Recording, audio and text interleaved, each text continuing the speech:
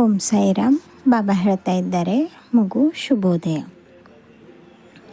ನೋಡು, ಈಗ ನೀನು ಮಾಡುವಂಥ ಕೆಲಸದಲ್ಲಿ ಯಶಸ್ಸು ಖಂಡಿತವಾಗಲೂ ಇದೆ. ಆದರೆ ಅಧಿಕ ಮಾಸ ಬಿದ್ದಿರೋದ್ರಿಂದ, ಅಂದರೆ 17ನೇ ತಾರೀಕಿನಿಂದ ಜೂನ್ 15ರವರೆಗೂ ಅಧಿಕ ಮಾಸ, ಹೌದಲ್ವಾ? ಈ ಅಧಿಕ ಮಾಸ ಮಲಮಾಸ ಅಂತಲೂ ಕರೆಯುತ್ತಾರೆ. ನಿನ್ನ ಪಾಪ ಕರ್ಮಗಳನ್ನು ಎಲ್ಲವನ್ನೂ ಕಳೆದುಕೊಳ್ಳಲು ಇದು ಒಂದು ಅಪೂರ್ವವಾದ ಕಾಲ. ಒಂದೇ ಒಂದು ಪರಿಹಾರ ಹೇಳುತ್ತೇನೆ ಕಂದ. ಇಲ್ಲಿವರೆಗೂ ಜೀವನದಲ್ಲಿ ನೀನು ಎಷ್ಟೊಂದು ಹೆಣ್ಣು ಮಕ್ಕಳಿಗೆ ಬೈದಿದ್ದೀಯಾ, ಹೊಡೆದಿದ್ದೀಯಾ. ಅವರ ನೋವು, ಅವರ ಶಾಪ ಎಲ್ಲವೂ ತಟ್ಟಿದೆ, ಖಂಡಿತವಾಗ್ಲೂ ತಟ್ಟಿದೆ. ಯಾಕೆಂದರೆ ಅವರು ಒಂದೇ ಒಂದು ನಿಮಿಷ ಅಯ್ಯೋ ಹೀಗಾಗಿ ಬಿಡ್ತು ಅಂತಂದರೆ ಸಾಕು, ಆ ಶಾಪ ನಿನಗೇನೆ ಇರಲಿ. ಇದಕ್ಕೊಂದು ಚಿಕ್ಕ ಯಾವುದೇ ಶಾಪವಾದರೂ ಚಿಕ್ಕ ಪರಿಹಾರ ಮಾಡಿಕೊ. ಯಾವ ದಿನವೇ ಆಗಲಿ, ಅಥವಾ ಮಂಗಳವಾರ ಶುಕ್ರವಾರ ಅಂತ ನೋಡಿಕೊಂಡು ಒಂದು ಬಟ್ಟೆ, ನಿನಗೆ ಸೊಂಟಕ್ಕೆ ಸುತ್ತುವಷ್ಟು ಒಂದು ಬಟ್ಟೆ, ಅದರಲ್ಲಿ ಗುಗ್ಗಳ ಅಂತ ಲೋಬಾನದ ರೀತಿಯೇ ಸಿಗುತ್ತದೆ ಅದು. ಆಮೇಲೆ ನಿನ್ನ ಕೈಯಿಂದ ಒಂದು 5-6 ಗುಲ್ಗಂಜಿ, ಬಂಗಾರವನ್ನು ತೂಕ ಮಾಡುತ್ತಾರಲ್ಲ ಗುಲ್ಗಂಜಿ, ಅದು ಅವು ಎರಡನ್ನೂ ಸೇರಿ ಗಂಟು ಕಟ್ಟಿ ಸರಿಯಾಗಿ ನೀನು ಹೊಕ್ಕಳಿಗೆ ಗಂಟು ಹಾಕಿಕೊ.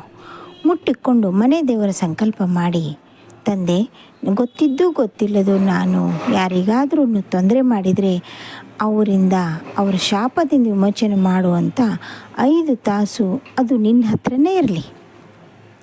ಮಾರನೇ ದಿನ ಅದನ್ನು ಯಾವುದಾದ್ರೂ ಡಸ್ಟ್ಬಿನ್ನಿಗೋ ಗಿಡದ ಬುಡಕ್ಕೋ ಹಾಕಿಬಿಡು. ಇಷ್ಟೇ ಕೆಲಸ, ನೀನು ಬೇರೆ ಯಾವುದನ್ನು ಮಾಡೋ ಹಾಗಿಲ್ಲ.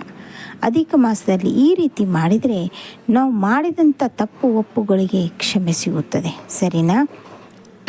ಯಾಕಂದರೆ ನಿನ್ನೆ ನಡೆದ ಘಟನೆ, ಯಾರಿಗೂ ನೀನು ಬೈದಿದ್ದೆ, ಅವರು ಹೊಳ್ಳಿ ನಿನಗೆ ಏನೂ ಅನ್ನೋದೇ ಹಾಗೆ ಹೋದರು.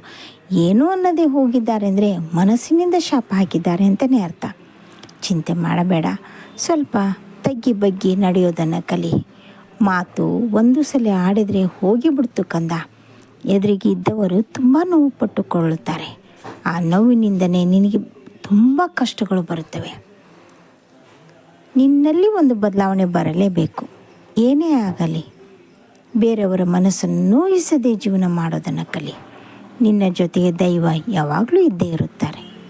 ನೀನೇ ಹೇಳಿದ್ದೀಯಾ, ತಪ್ಪು ಮಾಡಿದಾಗ ನನಗೆ ತಿದ್ದಿ ಹೇಳು ಬಾಬಾ ಅಂತ. ಈಗ ನಿನ್ನ ತಪ್ಪನ್ನು ನಿನಗೆ ತೋರಿಸಿದ್ದೇನೆ.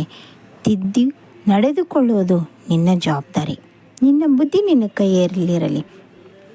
ಎಂಥದೇ ಕಷ್ಟ ಬಂದ್ರೂ ಅದಕ್ಕೆ ಸರಿಯಾದ ಪರಿಹಾರ ಇದ್ದೇ ಇರುತ್ತದೆ. ಆದರೆ ಮಾಡುವ ರೀತಿ, ನಡೆದುಕೊಳ್ಳುವ ರೀತಿಯ ಮೇಲೆ ಅವಲಂಬನೆ.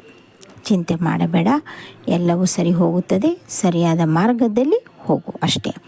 ಹಾಗೆಯೇ ಇನ್ನೊಬ್ಬರು ಬುದ್ಧಿ ಹೇಳಿದಾಗ ಸಮಾಧಾನದಿಂದ ಕುಳಿತುಕೊಂಡು ಕೇಳುವಂಥ ಮನಸ್ಥಿತಿ ನಿನ್ನದಿರಲಿ, ಸರಿನಾ? ಚಿಂತೆ ಮಾಡುವಂಥ ಅವಶ್ಯಕತೆ ಇಲ್ಲ. ಹಾಗೆ ಕಂದ, ನಾಳೆ ಒಂದು ಅದ್ಭುತ ನಡೆಯಲಿದೆ. ಏನೋ ಒಂದು ಘಟನೆಗೆ ನೀನೇ ಸಾಕ್ಷಿ ಆಗ್ತೀಯ. ಎಲ್ಲ ಒಳ್ಳೆಯದೇ.